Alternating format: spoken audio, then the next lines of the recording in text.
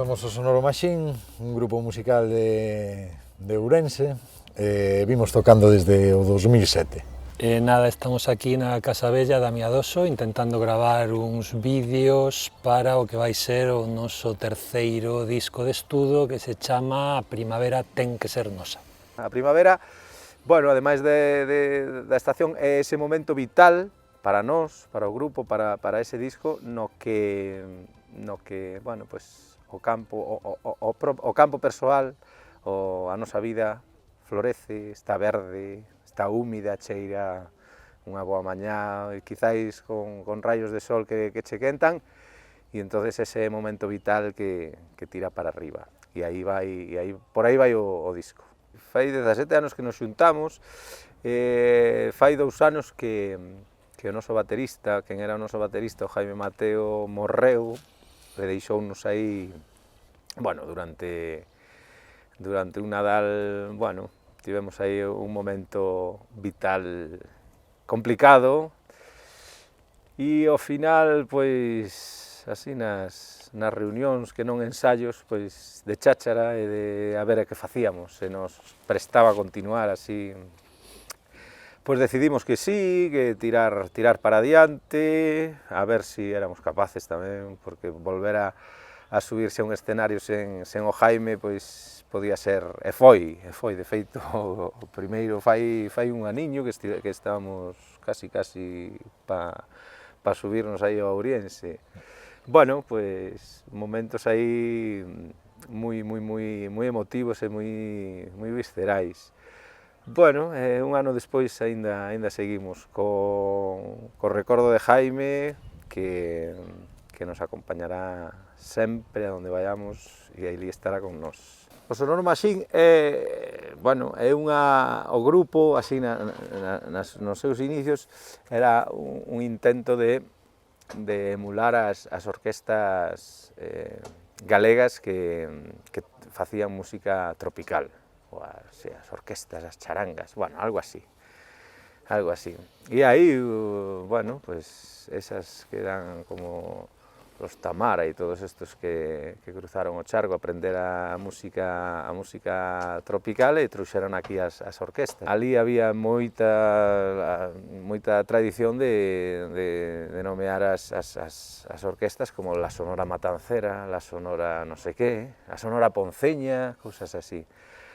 E nos, bueno, pois nunha búsqueda era o sonoro, buscamos aí o Sonoro Machine como, bueno, pois esa idea de a sonora imaginación, é dicir, que sea un nome creativo que che evoque algo así un pouco fora do normal.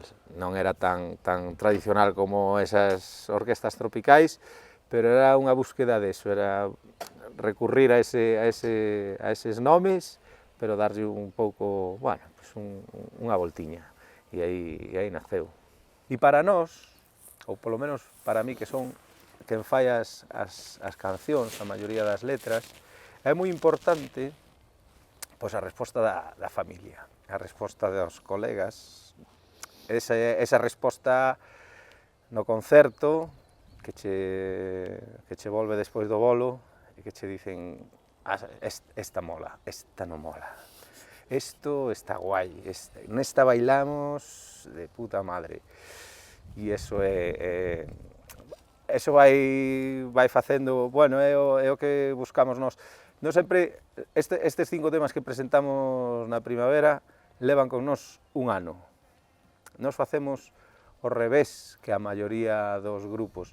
Non precisamos que eses temas vayan ao directo, que vayan a xente e que regresen a nós, para ao final metelos nun CD. E bueno, que eu non sei, o que vexo é que pouco a pouco os circuitos pequenos estánse como acabando, as sales están pechando, fanse cousas moito máis, as cousas minoritarias están un pouco de capa caída porque a xente non vai.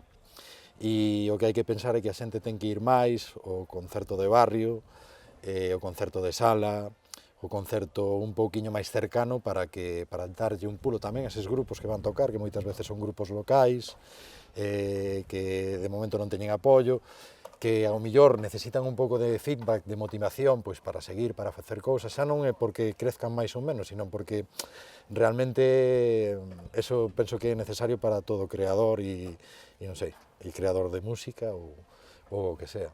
Entonces, animo a toda a xente a cualquier concepto que poda haber en directo, do que sea, eu penso que é moi gratificante. Podeche gustar máis ou menos, descubrir algunha cousa nova, que seguro que descubres, pero é imprescindible ir a eses sitios pequenos e concertos pequenos que hai por aí, que a xente pois, leva un traballo para organizalos, para producilos, para facer eso, que é maravilla. É maravilla, sin duda. A nosa filosofía é un pouco compartir isto cunha vida normal, máis ou menos. Non temos un afán tampouco de ser a nosa primeira, non sei, o noso primeiro traballo, que sea, nos preferimos tamén movernos nun circuito un pouco máis cercano, por exemplo, tocar en sitios máis pequenos, en espacios máis pequenos que non somos un grupo á carta, non? Que hai unha oferta por aí, enchen como un menú, e tú pois dache igual que che poñan lentellas, que che poñan espaguetis, que tú vas a un festival e hai 10 grupos e ao mellor non sabes nin que vai tocar e xa compraste a entrada. A nos gustanos os callos.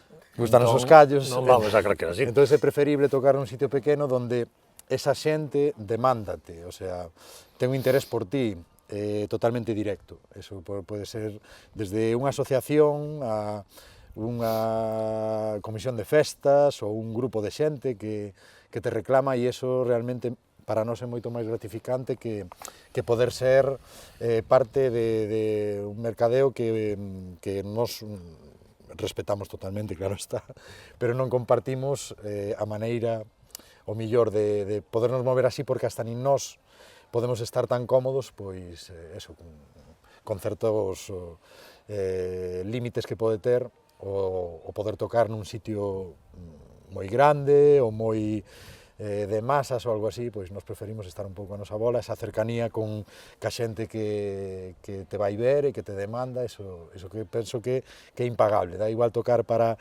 10 persoas nun sitio, para 20 ou 30, 40, 50, 100, da igual, pero se a xente o pasa ben, de primeira, se é por ti, porque estás ali, non polo ambiente, sino polo ambiente que creas ti mesmo nese sitio, para nós é o máis reconfortante desto, máis que vivir desto, casi. Falou Xurxo, falou ben, Teño un frío que te cagas por eso. Cando abre a boca,